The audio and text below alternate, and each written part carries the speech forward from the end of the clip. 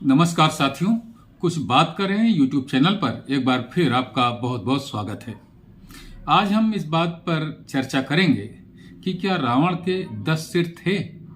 जैसा कि आज भी ऐसा मानने वालों की कमी नहीं है कि रावण के 10 सिर थे और 20 भुजाएं थीं, जबकि वाल्मीकि रामायण में इस बात को एकदम स्पष्ट कर दिया गया है कि उसके 10 सिर नहीं थे, एक ही सिर था और 20 भुजाएं नहीं, सिर्फ 2 ही हाथ थे। वाल्मीकि रामायण के अरण्य कांड के 49वें सर्ग के 3 श्लोक में साफ साफ लिखा हुआ है कि जब सीता जी का अपहरण करने के लिए रावण आता है तो सीता जी से अपनी वीरता का बखान करते हुए रावण कहता है कि अगर मैं चाहूं तो आकाश में खड़े होकर इन दोनों भुजाओं से पृथ्वी को उठा करके ले जा सकता हूं। यानी कि यहां पर भी रावण खुद कहता है कि अपनी दोनों भुजाओं से उठा करके ले जा सकता हूं। यानी कि वो कह रहा है कि मेरे दो ही भुजाएं थीं।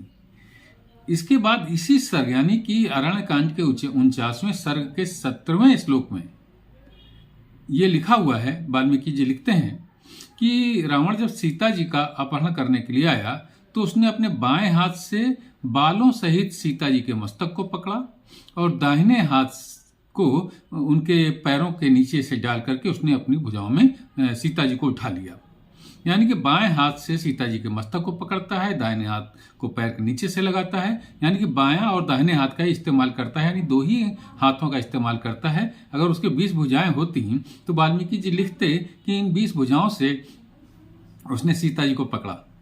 यहां पर भी यह साबित होता है कि उसके 2 ही हाथ थे, 2 ही भुजाएं थी। तो साथियों, इससे स्पष्ट सिद्ध होता है कि उसके एक ही सिर था और 2 ही हाथ थे, कोई 20 भुजाएं नहीं थी। इसके बाद भी तमाम जगह कवियों ने उसको दशानन आदि लिखा हुआ है।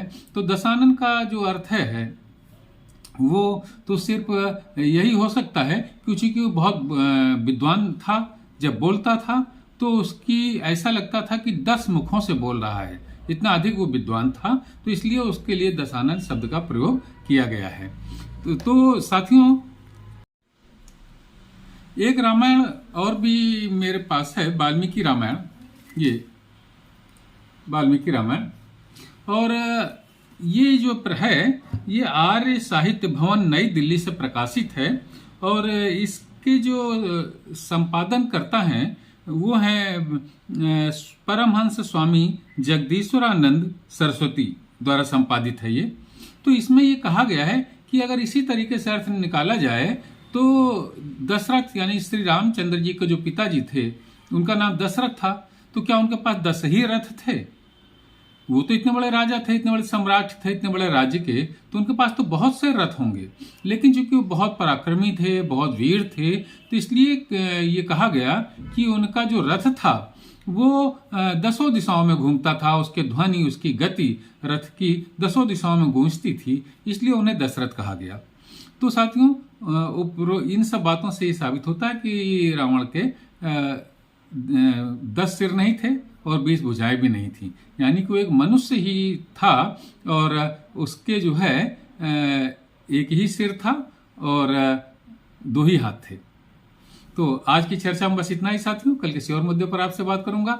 आपने अगर हमारे इस चैनल को सब्सक्राइब नहीं किया है तो कृपया सब्सक्राइब करें, लाइक करें और अपनी टिप्पणियों से हमें जरूर अवगत कराएं। जय हिंद, वंदे मातरम।